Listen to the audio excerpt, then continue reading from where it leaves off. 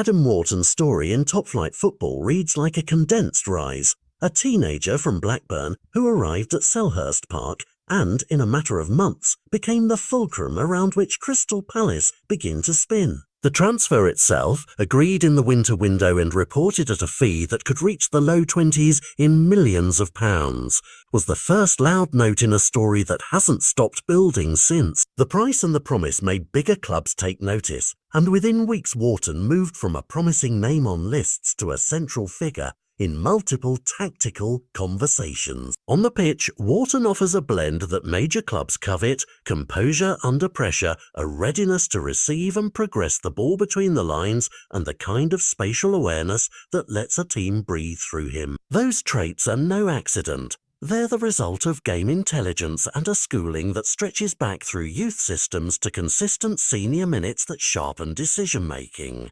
Statistically, his passing and progressive involvement place him among his generation's more efficient passers and constructors, and those numbers are the hard evidence scouts use when they recommend wagers on youth. The interest has not been abstract. Sources close to transfer conversations have linked both Manchester United and Chelsea with concrete scouting and strategic interest, the suggestion being that each sees in Wharton an anchor for the kind of midfield they want to build, someone who can control tempo, protect the backline, and needle play forward when needed. For United, the profile fits a rebuilding midfield philosophy that mixes energy with directional passing. For Chelsea, the attraction is a player able to complement possession frameworks and add control between the lines. These are the tactical reasons behind boardroom phone calls and scouting flights. Crystal Palace's response to that interest has been a defensive commercial posture.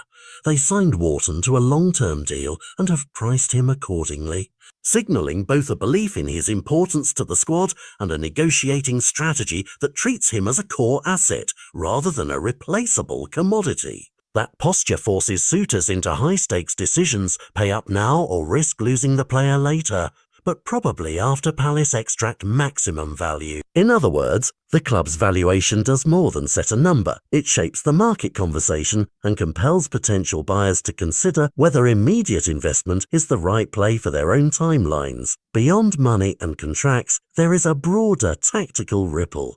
Teams across Europe have slowly moved away from simply buying physicality and into prioritizing players who can dictate rhythm and link defense to attack intelligently. Wharton fits that modern brief. He is not just a defensive shield.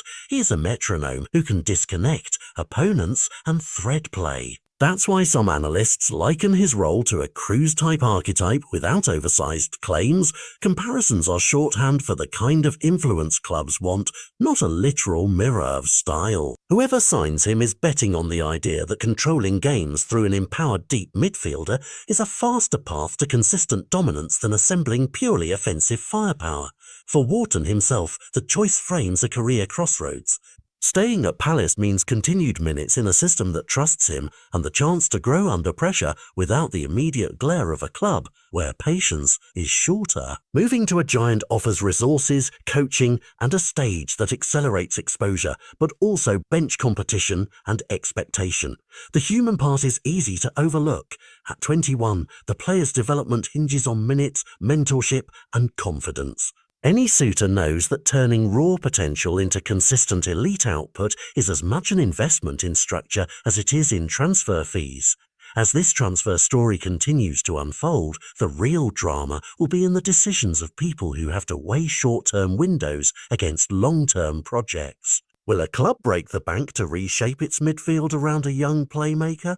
Will Palace hold firm and force suitors to overpay? Or will Wharton's trajectory follow the safe, patient route of gradual steps that ensure steady growth? Those answers will define the next chapter of a young career that already looks like a template for how modern midfields are built, not overnight, but with precise, strategic bets that aim to change the game's rhythm for seasons to come.